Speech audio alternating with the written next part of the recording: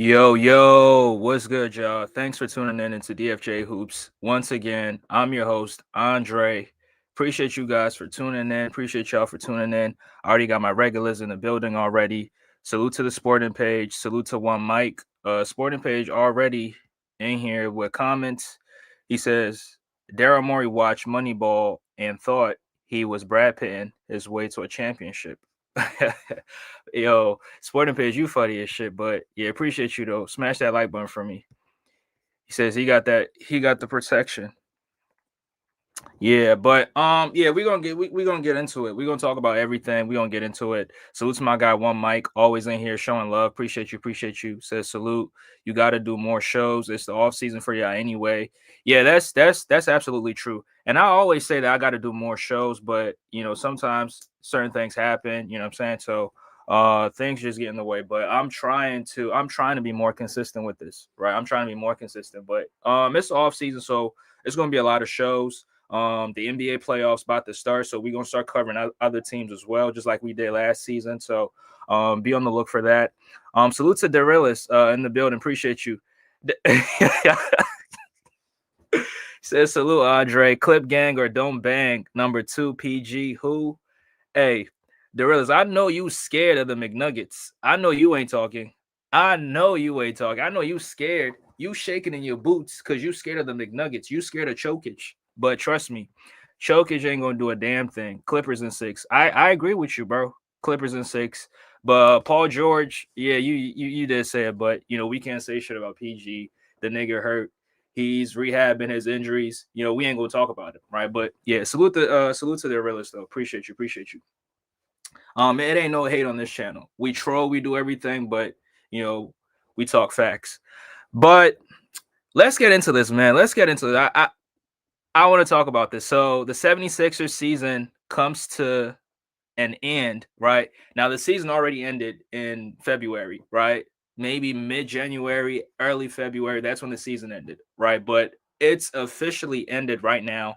And I just want to say thank y'all to all the supporters that's been with us, right, from the start. Some of y'all been in here, some of y'all came in the middle, but salute to Tune In Sports. Appreciate you for being in here. Salute to my guy, Rap Guy Reloaded as well. But yeah, this is year 2 for me covering the Sixers, and obviously this did not end the way we wanted it to end, right? We all had, or I had, expectations of this team being a championship contender, but the season ended a little bit too early for us, right? Usually the season ends in May for us, especially with the Sixers. The season always ends in the second round, right? Game 6 or game 7. That's when it always ends for the Sixers. But this year's a little bit different. Sixers are not going to be in the playoffs, but the Sixers end their season clinching the 5th worst record in the NBA. So they have a 64% chance of getting their top 6 pick, which if they don't get it this year, they're going to get it next year, which is something I didn't even know until I listened to the exit interviews from Daryl Morey. That's what he said, right? He said that if the Sixers don't get it this year, they might get it next season. So it's a 50-50 chance, right? But yeah, they tanked, they got the pick. It is what it is. And covering this team for me, this year has been a little bit, it's been frustrating. I ain't gonna lie. This should have been frustrating. But I think, we all love basketball. I don't just watch the Sixers, I watch other teams, and I enjoy great basketball. But sometimes you just want your team to play, some good basketball. But unfortunately, we're not going to get it this season, so maybe next year. And the Sixers being hit with a lot of injuries that really hurt us, but hopefully they can, come back next year. I know a lot of players are not going to be here. A lot of the older guys are not going to be here, which is something we're about to get into because Daryl Morey had a lot to say in his exit interviews with Nick Nurse. Nick Nurse didn't really do a lot of talking. He didn't really talk about the roster as much. That's not his job anyway. His job is to, come up with game plans and, strategies on how to win basketball games. That's not his job. His job is he's not in the front office. So he's not going to be doing a lot of talking, about those things. So that's what Daryl Morey was doing. So we're going to react to, not really react. There are some takeaways that I got from the exit interviews, which a lot of players, did the exit interviews. Now, me personally, I didn't really watch everybody's exit interview. I ain't gonna lie. The Jeff Dowtin, and all those other clowns. Man, they not clowns, but I didn't watch it. Right, I didn't watch it. I just watched the main characters. Like it's like a movie. Like people don't really care about the side characters. You only care about the main characters. So those are the ones that I really focused on. So those are the ones that we're actually going to talk about. Right. Salute to TuneIn Sports. In the building. Salute Darylis once again. Rap Guy Reloaded, and Sporting Page also came back with a few other some more comments.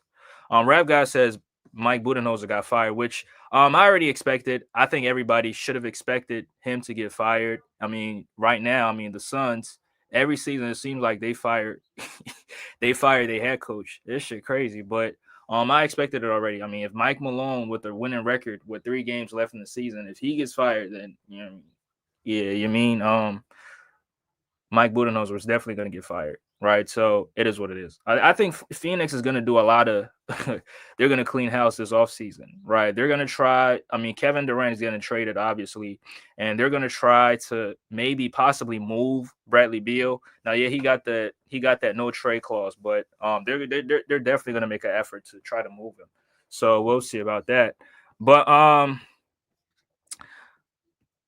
let me see this right here. So there's more comments, but you know what? Let me just get to the topic of the show, right? So these exit interviews, we're gonna start with Daryl Morey and Nick Nurse. Now Nick Nurse was sitting right next to Daryl Morey, so usually he does it by himself. Usually it's like a half hour, but this time around he had Nick Nurse right beside him.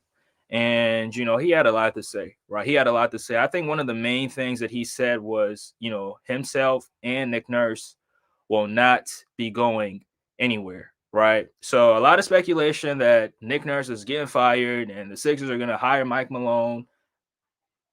Daryl Morey put a stop to it, right? He just put an end to it. He said Nick Nurse is not going to be fired. Nick Nurse is going to be the head coach for the Philadelphia 76ers in the 2025-2026 NBA season.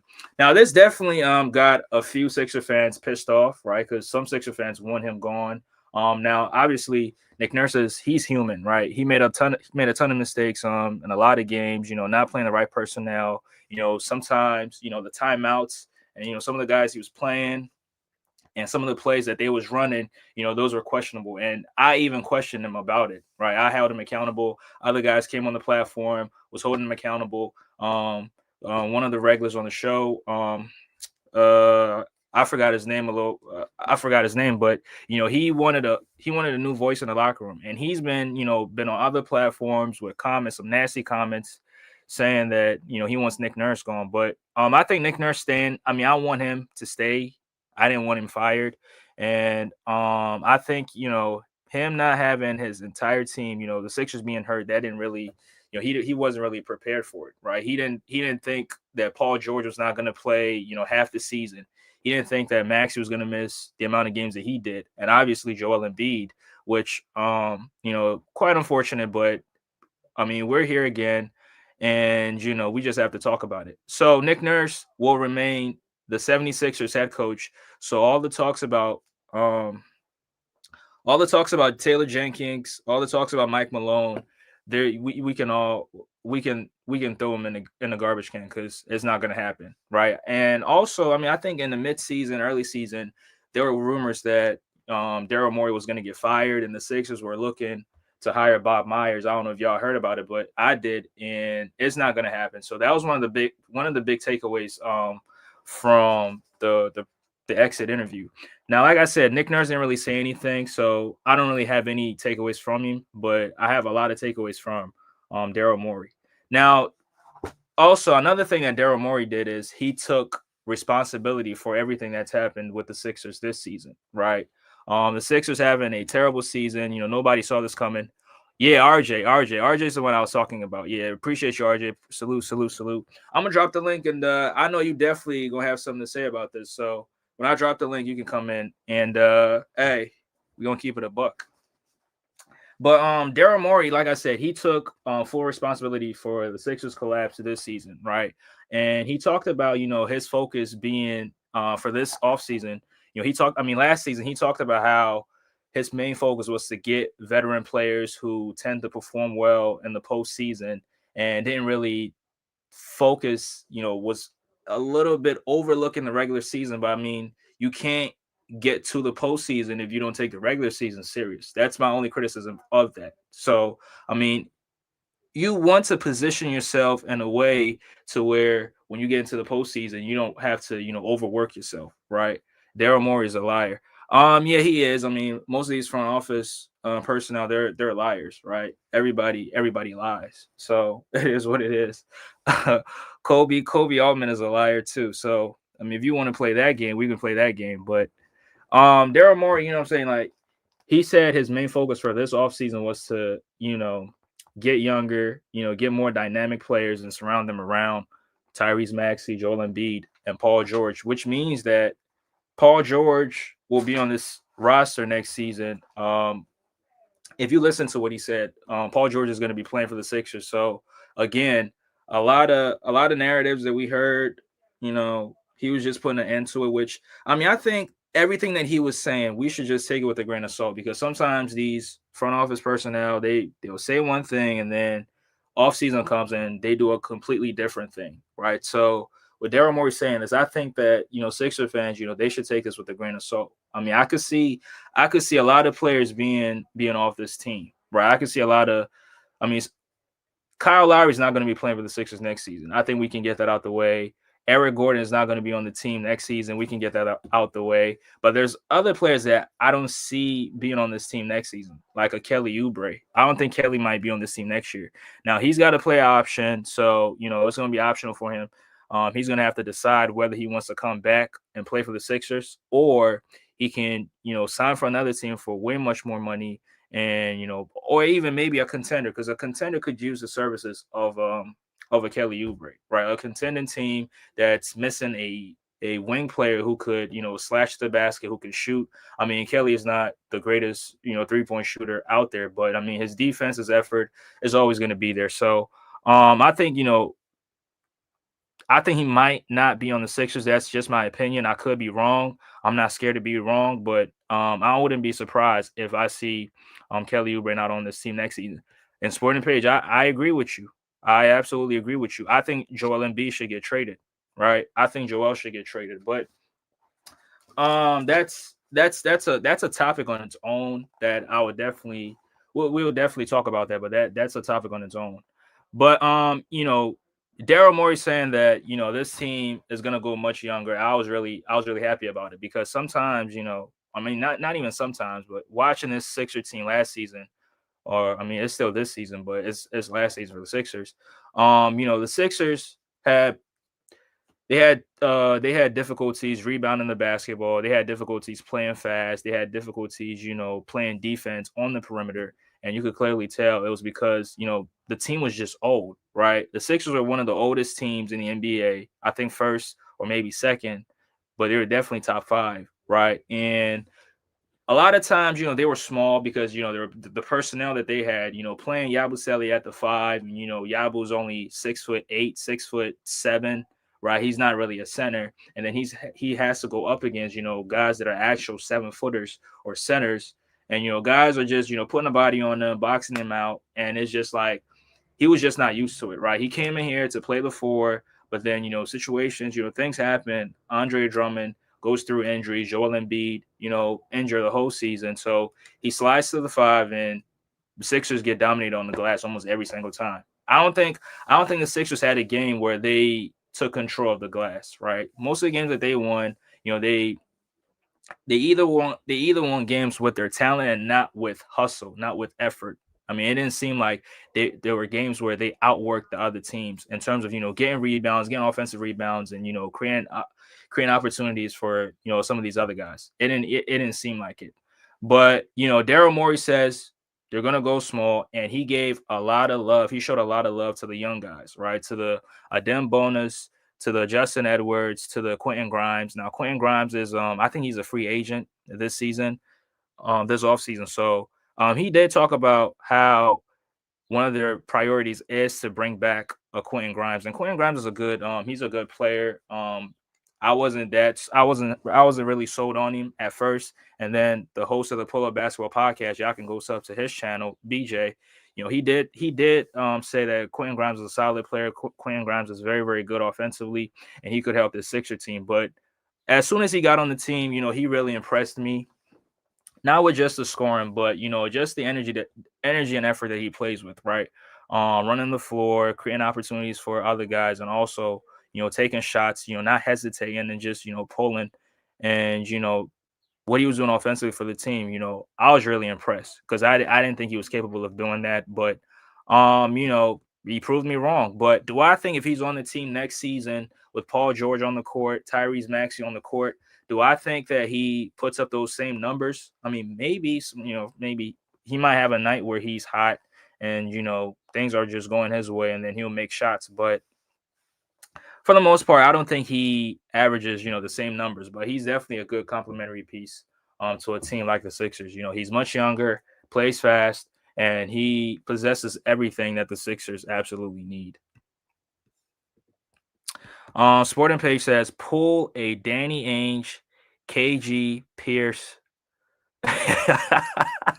Pull a Danny Ainge, KG Pierce Brooklyn deal with Embiid. Case closed. Yeah, I mean, I agree. Like, I think the Sixers should possibly look to move in Joel Embiid. Now, obviously, you don't want to move him for just anything, but you want to get something good in that deal. But I think the Sixers should definitely look into trading him because at this point, I think he's damaged goods. Right? He's damaged goods at this point.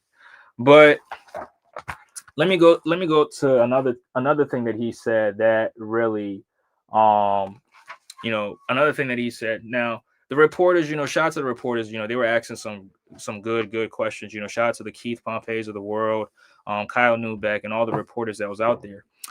Keith asked Daryl Morey that what makes him, about Joel Embiid having the surgery. Speaking of Joel Embiid, Keith asked him like what makes him confident that Joel Embiid is going to come back maybe next season and be the same, caliber of player that he once was, or that the Sixers are accustomed to seeing. And Daryl Morey, saying that he's not really a doctor, which he isn't, right? He said he's not a doctor and he only has to rely on the information that the healthcare providers give him, right? And we're not speaking of just one healthcare provider.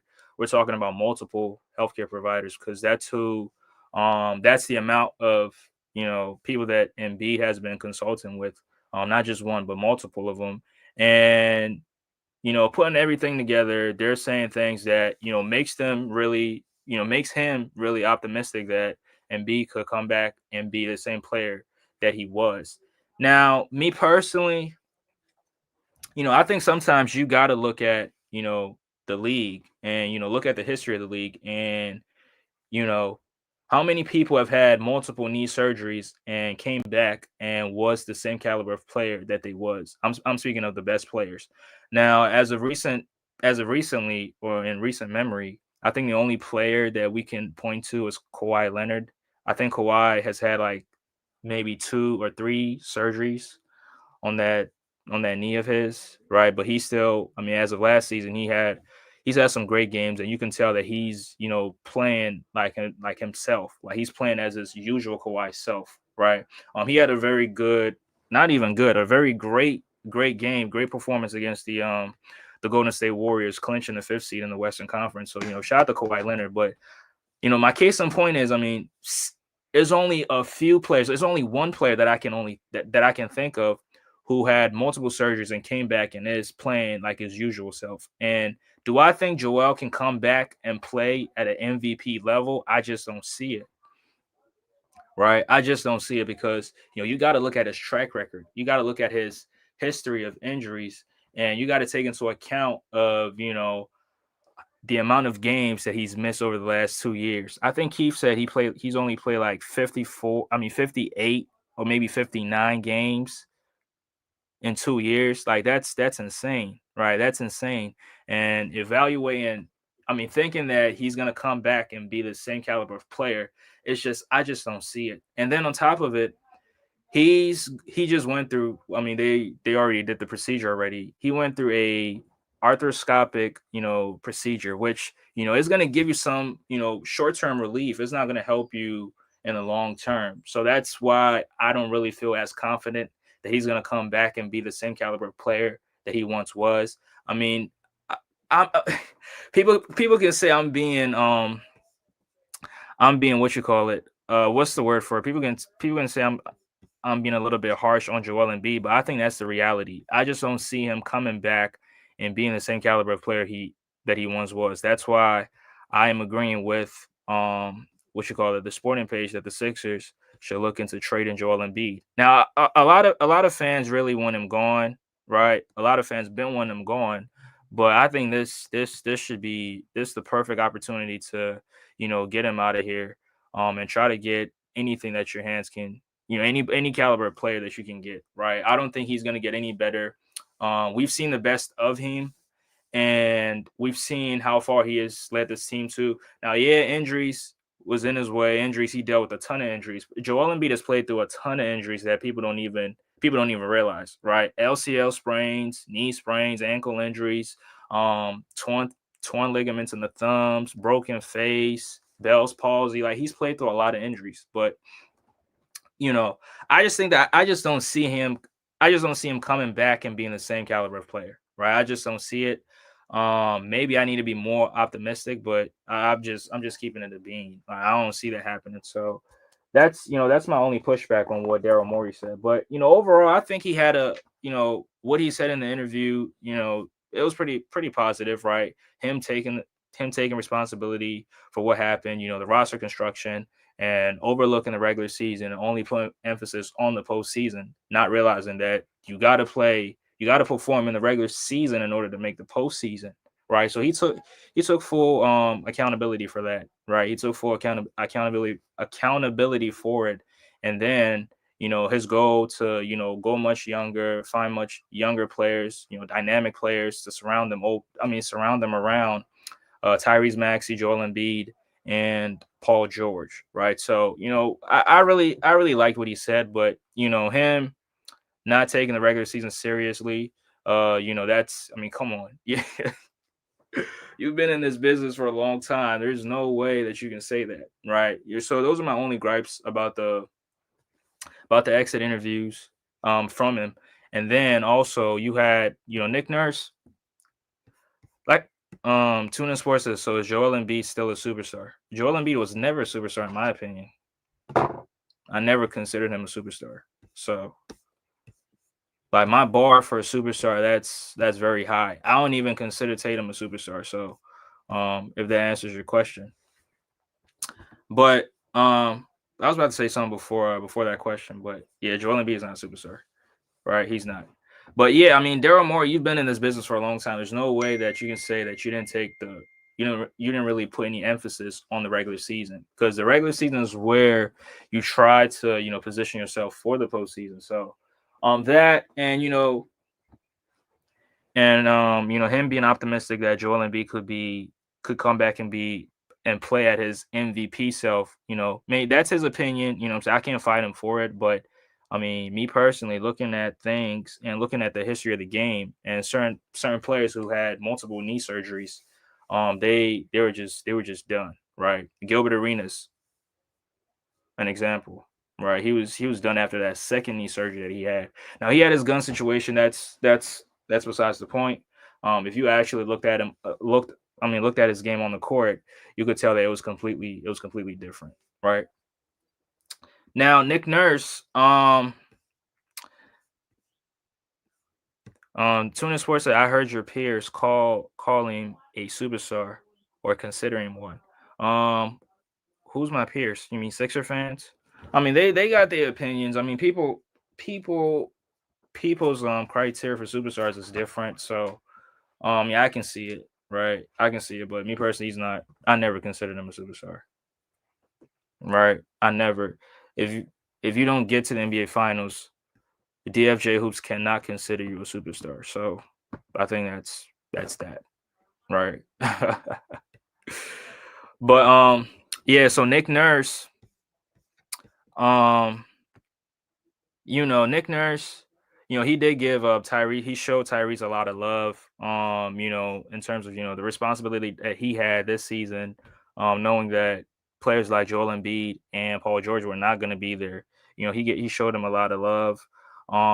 He did talk about how he sees this team improving over the next year, and he also gave other players a lot of love. The younger players, the Edwards, the Adem Bonus, and some of these other guys. Now, one thing that I realized is when they were speaking of these younger players, Ricky Council the fourth was not really mentioned. So, I mean, could that possibly mean that he might get moved in the off season? I think that's yet for Sixer fans to see. And some other players, right? Some other players, other younger players, but we'll have to wait and see. But I just want to talk about, I just want to move past, Daryl Morey and Nick Nurse. So just to summarize everything, Daryl Morey and Nick Nurse will remain with the Sixers organization. What you call it? The team is going to be much younger next season, and Joel Embiid could possibly return to his usual self. So those are the bullet points right there. Now, other exit interviews, that I watched, Tyrese Maxey's, being one, Paul George, his being one. Now, Joel Embiid did not have an exit interview, which was very, very surprising. Now, the Sixers said he had a meeting with some of these healthcare providers, so he had to go see a healthcare provider about the situation, rehab or whatever. So, but that's not really an excuse. That's not really an excuse. I felt like he should have definitely spoken with the media, because there's a lot that Sixer fans want to know from his perspective, considering the season that just passed. So at some point I think he has to he has to do it. But let's move to Tyrese Maxey. Let's talk about Tyrese Maxey. Right. Now, I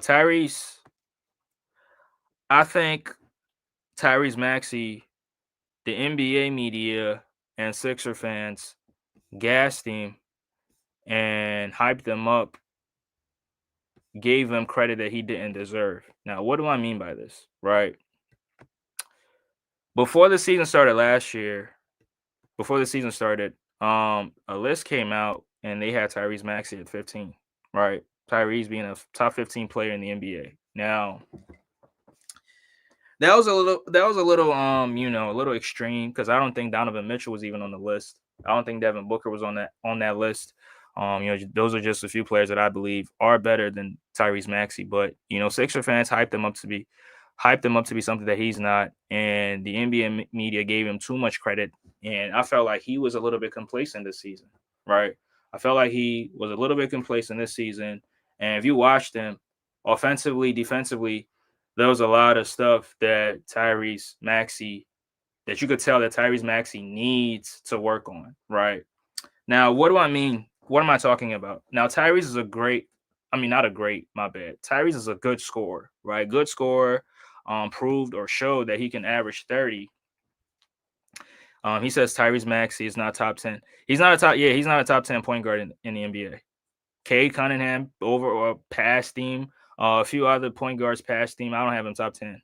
Now, I don't think I have him top 25 in the league, But, I'm gonna focus on Tyrese Maxey in the future video, because I got some serious criticism his way. But Maxey and his post game, and his exit interview, the takeaways that I got, he did talk about Joel Embiid and his drive of wanting to get back on the basketball court.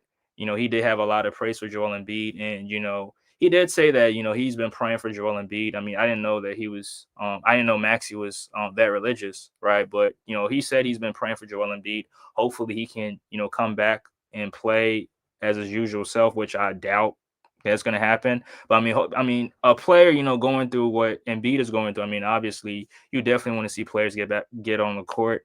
I don't want to see players injured. I want to see players play and have fun playing the game of basketball. So, I absolutely agreed with that, right? Now, another thing that Maxey said was he appreciated criticism, right? He appreciated criticism, which I was glad that he said that because I think he actually watched film and he realized that there's a lot of stuff that he needs to work on. He needs to improve on, which there is a lot of stuff that he has to work on, right?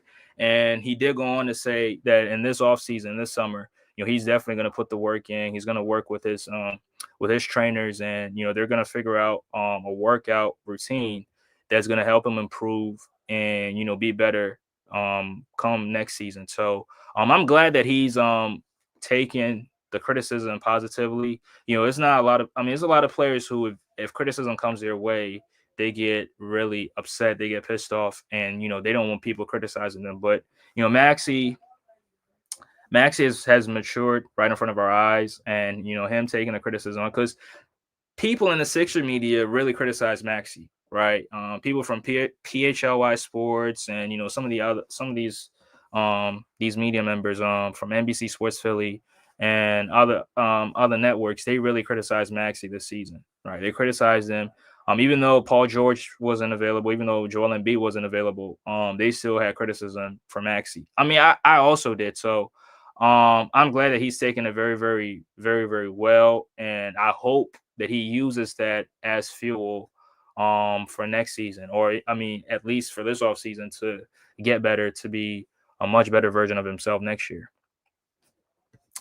Sporting Page says Maxey had a terrible year one of his contract. Well, he had a terrible year one of his contract, period. That season, no growth, and allowed the team to let him quit when they were out of the playoff hunt. Yeah, that's something I agree with that as well. And yeah, he did speak on him rehabbing, and then when he was ramping up, to return for the Sixers, and he had another setback. Bullshit, right? That's bullshit. And me personally, that last game that he played, which was against the Portland Trailblazers, he was getting locked the fuck up, right? He was getting locked up, and he quit on the Sixers in that game. Yes, I'm saying that he quit on the Sixers. He was 2 for 12, 2 for 13, right? Nothing was going his way. Shots wasn't falling. He wasn't getting any calls. And guess what? He had one drive. He drove to the basket, and he landed terribly, right? But he landed terribly on his tailbone. But I think that moment he quit on the Sixers, and can't nobody tell me otherwise. I think he quit on the Sixers, and the Sixers also ruled him out, and we all knew he was ruled out. No Sixer fan in their right minds thought Tyrese Maxey was going to return for the Sixers. Ain't no way. There's no way anybody felt that. So, yeah, that's something that he talked about, and he had a brace right on his pinky. It was his pinky finger, one of his fingers. He said he's been rehabbing, but hopefully they all get healthy. Like I said, hopefully he gets healthy as well and works on his game, because there's a lot of weaknesses in Tyrese Maxey's game that people don't really talk about. And when I say people, I mean 76er fans overlook. And that's something that the Sporting Page, and I gotta give the Sporting Page, I gotta give him props, because he's been saying this, and it was something that I overlooked, right? It was something I overlooked, but now there's no way you can overlook that weakness that he has in his game. And we're gonna definitely talk about this in the future. We're definitely gonna talk about it. He says Maxey. Oh, he says he can still be good, but year one of his contract was brutal. Yeah, it was. It was. He did put up numbers, but I mean, you got to put it into context. How many shots, the efficiency, the volume, and things of that nature. So yeah, people are just gonna run to the numbers, but put it in context. Tune In Sports says Cade Cunningham, Darius Garland, and James Harden are better than. Garland is not better than Maxey. That midget ain't better than Maxey, bro. Bro, stop putting midgets. Bro, when we're talking about point guards, I don't want to hear about that midget, bro. Psyched out, I'm playing. But yeah, I mean, yeah, those guys are.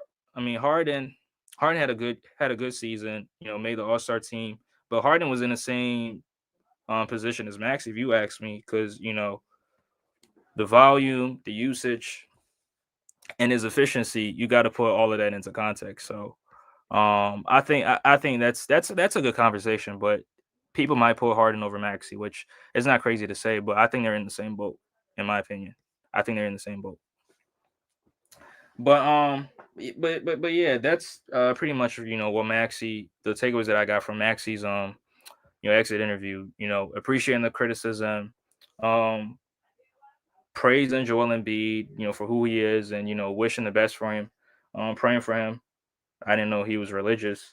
And also, he talked about, his plans for the summer, what he needs to work on, things of that nature. So, and then, last but not least, Paul George, I had to listen to it, right? I had to listen to Paul George and, what he had to say.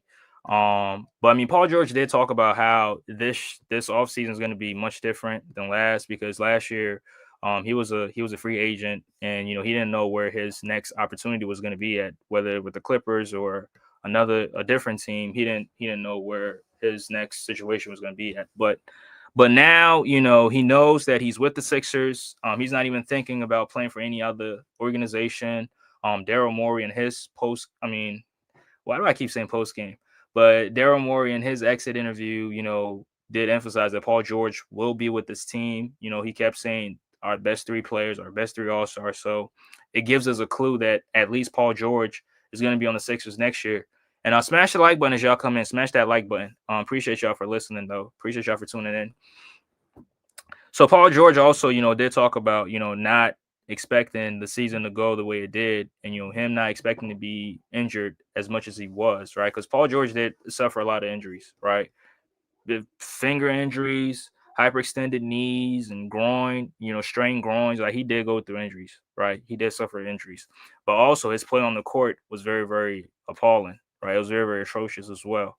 So, you criticize him on the court, but you also give him, you cut him some slack sometimes, because he dealt with injuries. But like I say, I mean, everybody's not gonna care about your injuries, right? Daryl was in here. He didn't say nothing about injuries. He just criticized them. It is what it is. So, Paul George, also speaking of, him being with the Sixers long term.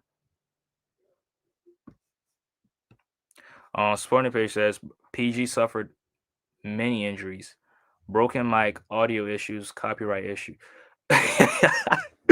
Oh, you talk about with the pod? I mean, he gave up on the pod. He gave up on the. I mean, not gave up, but he put it on hiatus for a while. But I think the offseason he's definitely gonna get back to it. So the pod, the Sixer fans, y'all gonna get the pod, right?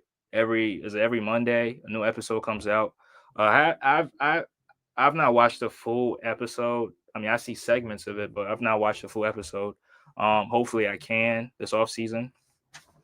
But Paul George, speaking of the season that he had, he had expectations for himself, and he admitted that he did not play up to the expectations that he had for himself. So at least Paul George has given himself some criticism, right?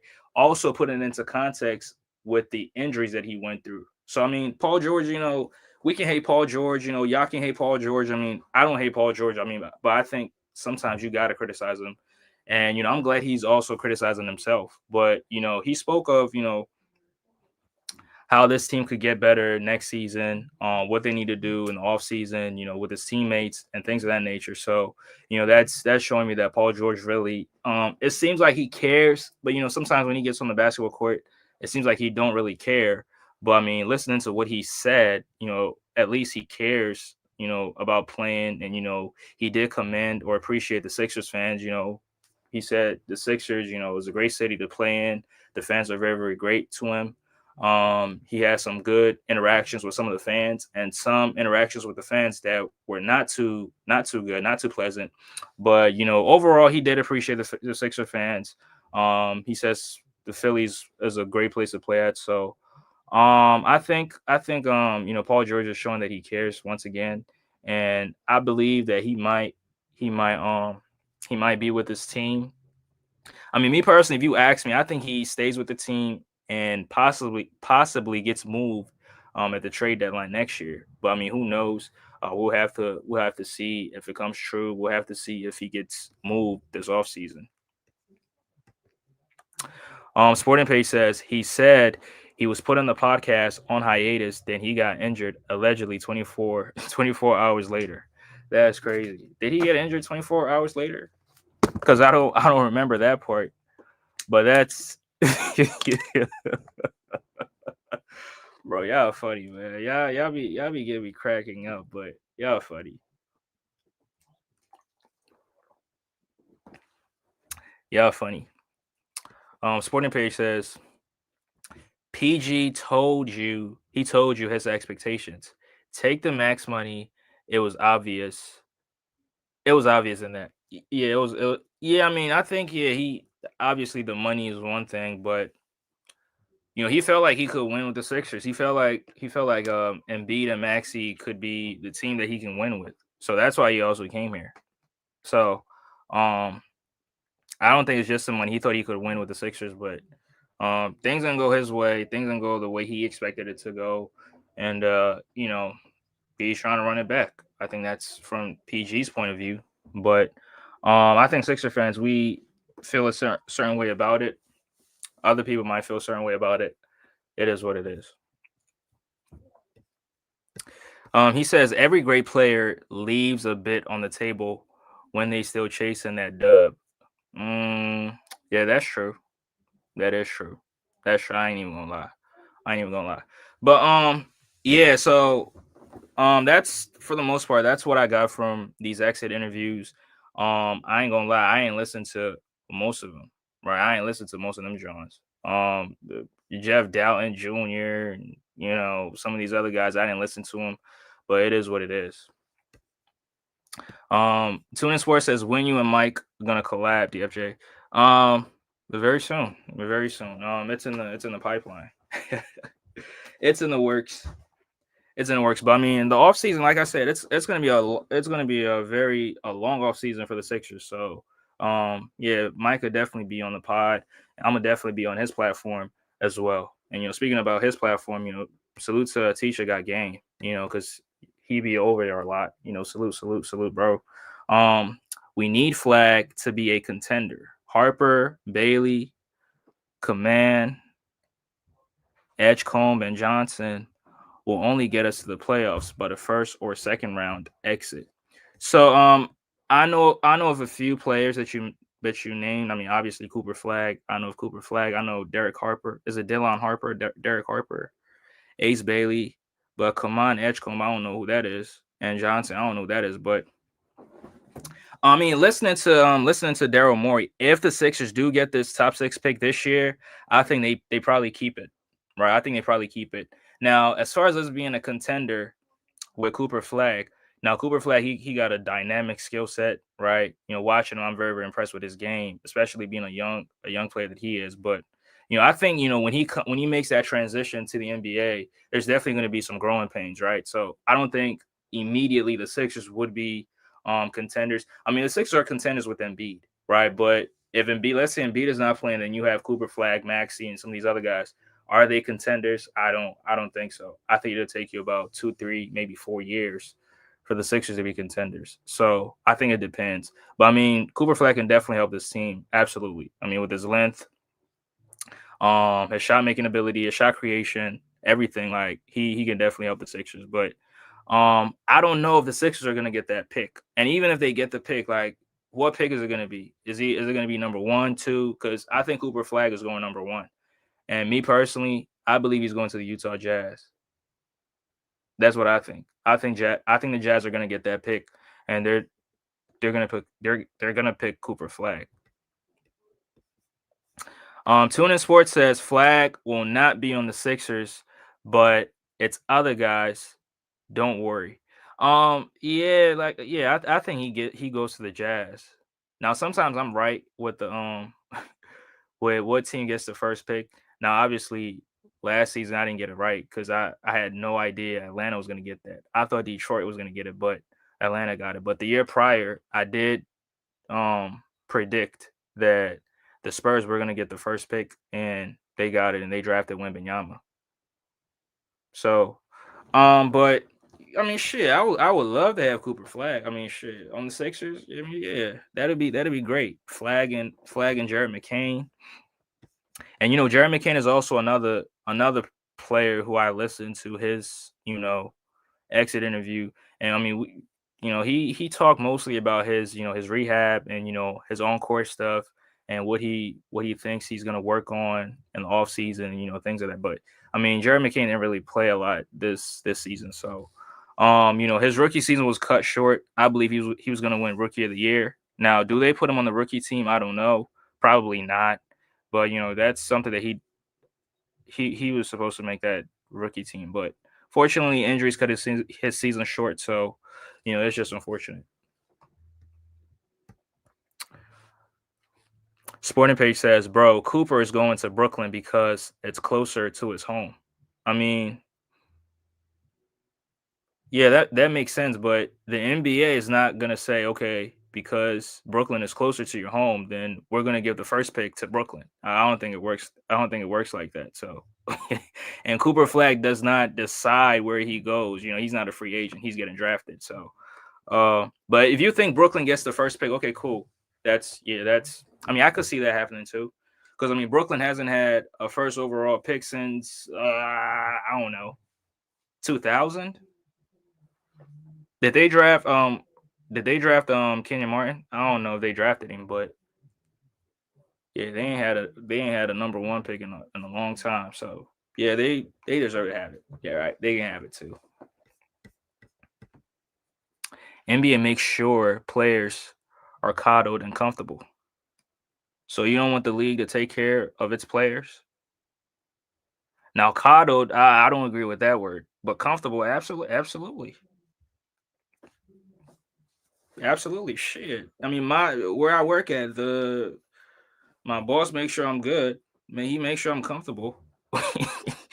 So no, that was just jokes, by the way. That was just jokes. Brooklyn needs help, but I mean, I heard Brooklyn might trade their pick to get Giannis. They might trade their pick and along with other picks to get Giannis. I mean, I don't know how true that report was, but I mean, there's a little bit of truth to every rumor. So that could be something that they do. Which I mean, I think it'd be stupid to make that move, right? To trade for Giannis, but because you can easily, get a pick and draft, some of these players that Teacher got game listed right here. The Cooper Flags, the Harpers, the Baileys. I think these are good talent. Now, are they going to be as good as Giannis? Probably not, but I mean, at least give yourself a chance. Tuna Sports says the draft. I mean, the draft is rigged. Yeah, I mean, I believe so. I believe so. I believe so. Sometimes. Why do I think so? I mean, that's a whole nother subject. I don't want to get into it because I might make Kobe Bryant film, or I might make him, pop up because, oh man. But salute to Kobe Bryant film. Y'all should go check him out. Go check him out. Tuna Sports says they not getting no one, DFJ. We do this every year. Yeah, last year, I mean, a few of the Brooklyn Nets fans. And I also salute to Big Fan Breezy with the Brooklyn. I mean, it's Big Fan Breezy now. Salute them. I think last year they had streams where they were going to trade for Donovan Mitchell, and then Donovan Mitchell ended up signing an extension with the Cavs, and that kind of like threw a monkey wrench in what they were in their plans. But I mean, shit, they might get that pick. Tuna Sports, you never know. You never know, bro. You never know. It could happen. So he said, chasing superstars, shaking my head, just build your star. Did you build your star? Y'all didn't build y'all stars. Y'all traded for Donovan Mitchell. So they doing the same shit the Cavs did. Y'all gave up on Lauri Markkanen. Yeah, but NBA players are not caught. To Sporting Page, stop it. You KB, y'all gotta stop this shit. Y'all gotta stop. That today's players are soft, they this, they that. Like, come on, man. Trying to denigrate this era to prop up the 90s. Like, that's nasty work. Y'all gotta stop it. Y'all gotta stop. Brooklyn's not getting Giannis. Now, I'm not saying they're getting him, but I saw a report. Now, it was I don't know why I believe this report, because it was from a Nets page. They said they're gearing everything to trade for Giannis with their picks. So, but I mean, yeah, they're not getting Giannis. They're not getting Giannis. Yeah, Nah, they not. It's a sporting page. They not, bro. Stop it. Stop it. They not.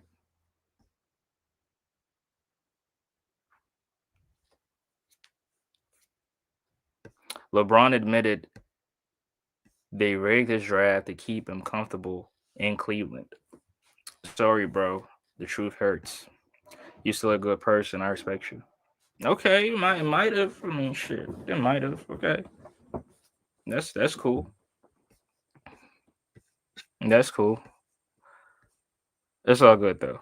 But yeah, I think as of right now, I might go listen to the exit interviews from other players, the Jeff Dowtons, the Justin Edwards, some of these other guys. I might have to listen to it because I mean they're on the Sixers, so I gotta listen to it from their perspective. I think Justin Edwards will have a lot to say. Being undrafted, not knowing where he was gonna go, and then the Sixers signed him, and then he was in the G League. The Sixers converted his contract to a standard contract.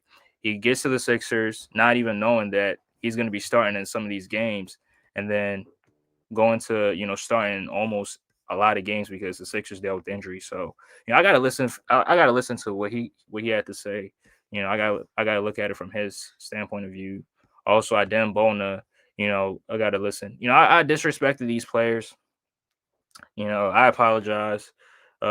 Justin Edwards, I apologize. Y'all not clowns, but I just like saying the word clown a lot, so it's not really disrespectful.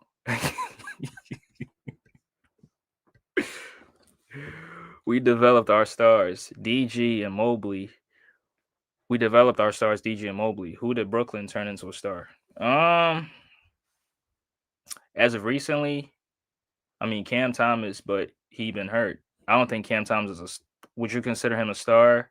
I think he got star capabilities, but he's not really a star yet. And y'all didn't develop no.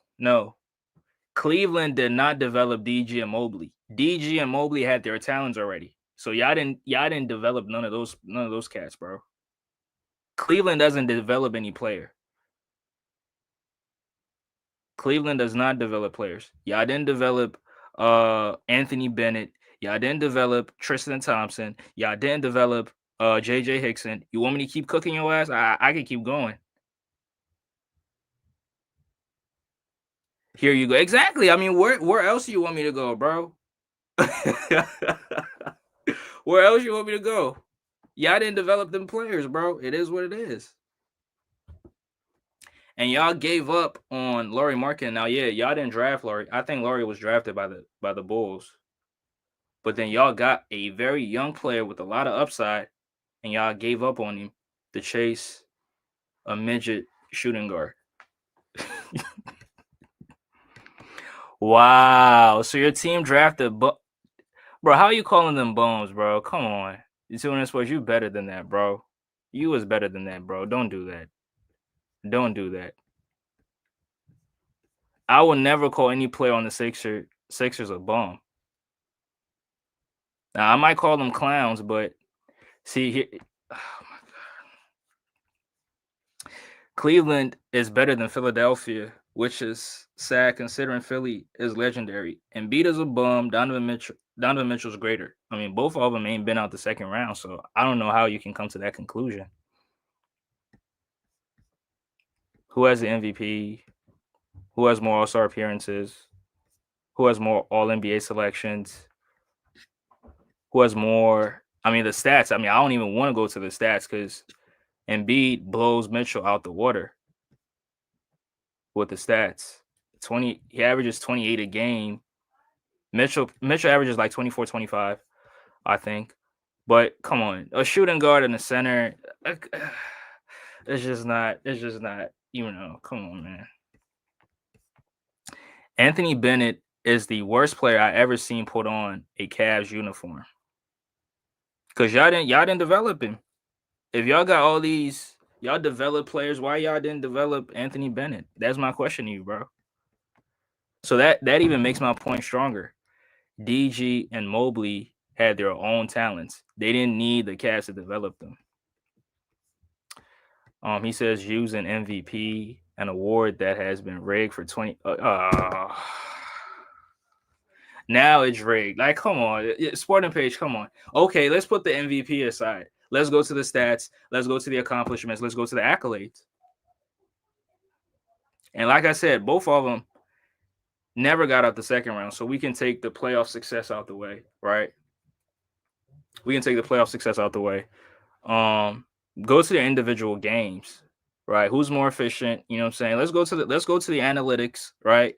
Let's use basketball facts. Let's use statistics. Let's use analytics, and let's see who's better. Stats are irrelevant to the Sporting Page. So what's relevant to the Sporting Page? Can I hear it?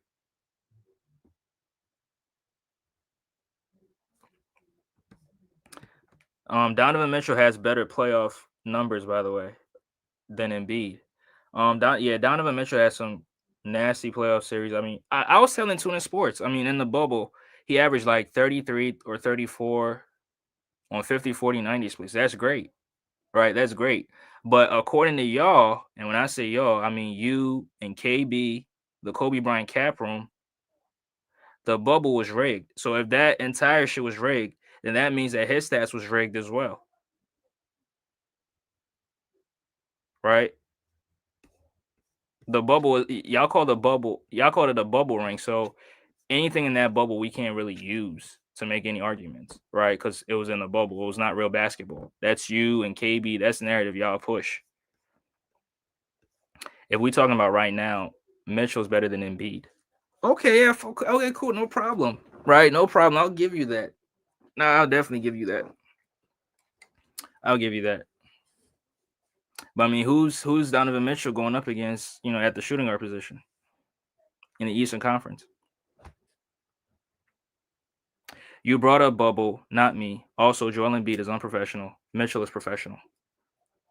I know Mitchell got his coach fired. I know that for a fact. Mitchell got his coach fired. Mitchell threw his players under the bus when they blew a 2-0 lead to the Clippers in 2021, right? He threw his players under the bus, right? I mean his teammates under the bus. Mitchell is a better leader. All right, bro.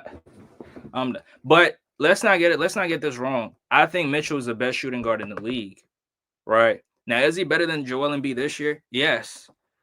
I rank players on API, and Embiid doesn't, didn't play enough games, didn't produce at a high level, didn't impact the team on a higher level. So yes, Donovan Mitchell, I'll rank him over Embiid. But overall, come on, y'all.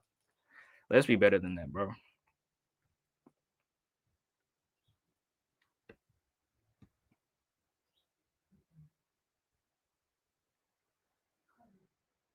Nah, Embiid didn't get any coach fired. Those coaches, their times were up. Embiid didn't get no coach fired, bro. Mitchell has something Embiid doesn't, called sustained excellence. Embiid has something that's the greatest honor in basketball that Mitchell doesn't have, which is an MVP.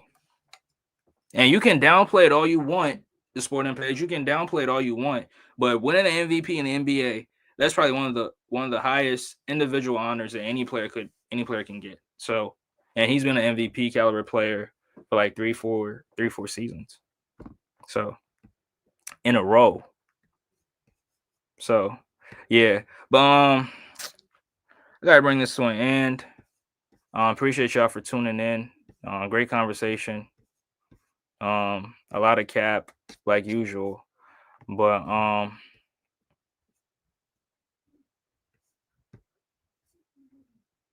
so what's the highest individual honor that a basketball player can get in the NBA?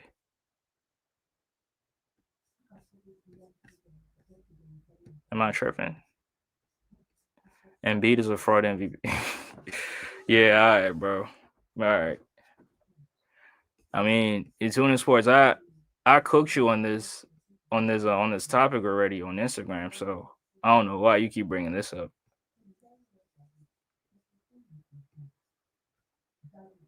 I set you up for the bait. You always go for it,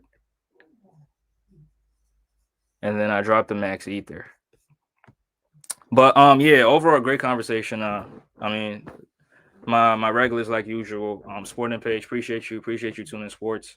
I gotta get more consistent with the live streaming. So we're gonna get to it. And also we might be covering that bum ass Cavs team with tuning sports. So yeah, I should definitely be on the look for that. But appreciate y'all for tuning in. Smash that like button if you haven't already. Subscribe to the channel, man. Subscribe to the channel. Join the family. We talk hoops over here. Ain't no narratives. Ain't no hypotheticals. So appreciate y'all for tuning in. Oh, salute to my guy Humble. Salute. Appreciate you. Appreciate you. Um, the sporting page. He's an embarrassment to basketball, and all old heads said it. And now look at y'all scrambling. He's an embarrassment to basketball. Oh man, it is what it is, bro. It is what it is. And B got the least respected MVP ever. Oh my god.